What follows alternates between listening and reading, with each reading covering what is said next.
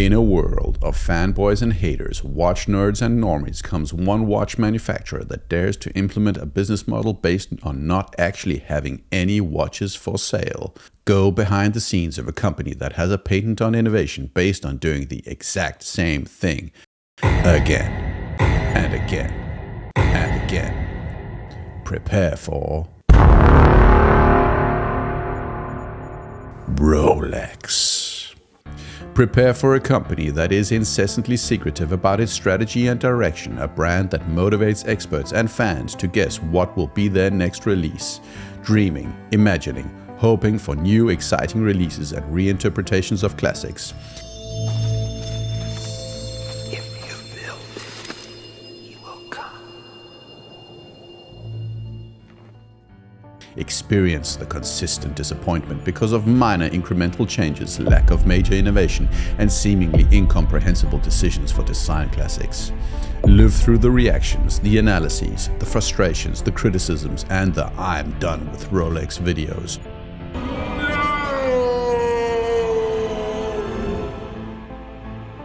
Followed up by those same watches being consistently sold out, unavailable, and hugely popular despite what anyone says.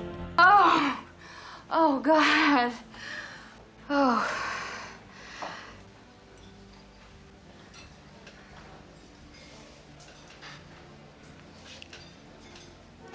I'll have what she's having. Journey to the boardroom of the most powerful single watch brand in the world with over 30% of all watch sales. Marvel at their strategy of going from completely empty display cases to filling them with not-for-sale exhibition-only models, tantalizingly teasing you with the allure of a watch that you will want, but will never ever get at MSRP.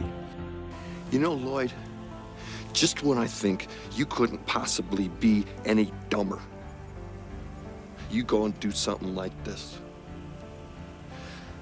And totally redeem yourself!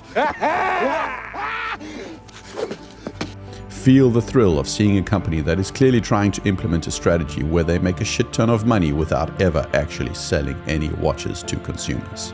Be astounded by certified pre-owned, another strategic step where Rolex doesn't actually produce more watches or directly take responsibility for improving supply in any meaningful way. Greed, for lack of a better word, is good. Some watch brands live to give fans what they are screaming for. Forget those brands.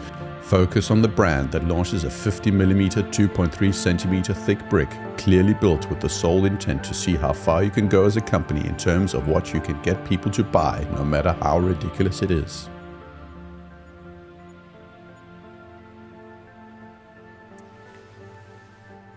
I love you. You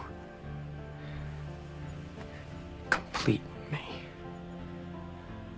And I've just had... Shut up. Just shut up. You had me at hello.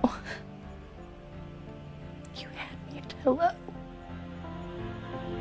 This watch brand, though, has some tricks up its sleeve, like iconic case designs, groundbreaking movement innovations, historic connections to feats of human endeavor, and their own proprietary type of steel. Experience the thrill of constantly discussing and seeking out information about whether Rolex prices will go up, go down, stay up, stay down, move sideways, rotate in a circular fashion. Deliberate how crypto, the Chinese lockdown policy, global supply lines, and the increasing distance of the moon from the Earth influence Rolex's pricing and availability. Spend thousands and thousands of dollars buying jewelry and women's watches that you do not want to build a relationship with your local AD, only to see your hopes crushed because they forgot to enter all your purchases into the system, and the guy you always spoke to has quit, leaving you to rebuild that relationship with some new random person at the AD. Hi. Hello. Do you remember me? No, I'm sorry. I was in here yesterday. You wouldn't wait on me? Oh. You work on commission, right? Yes. Big mistake. Big. Huge. obsess about 1mm changes in case diameter, the addition of red text slightly closer to the 6 o'clock position, along with whether silicone or nevochrome are best as hair string materials. Wonder at the ridiculous over-engineering of rubber straps with proprietary names, the only titanium watch in their collection with a proprietary titanium material. Wonderful what we can do nowadays. Ah, I see you have the machine that goes bing! Learn to despise humanity as personified in flippers who understandably want to make a 3 times return on their Daytona purchase because honestly, it's a mechanical timepiece that is fundamentally unnecessary in modern society. I'm scared. How do we know they're coming? They're coming. Ready?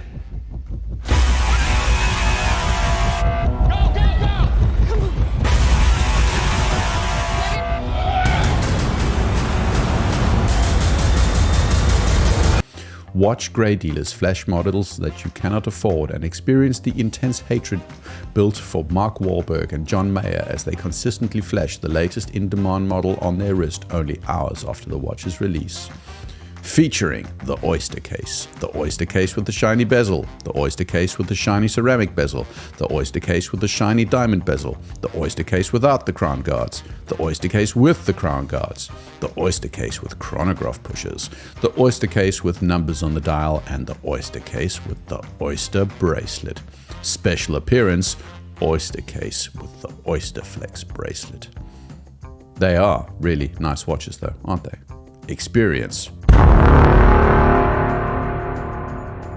Rolex. Like, subscribe, comment. Cheers.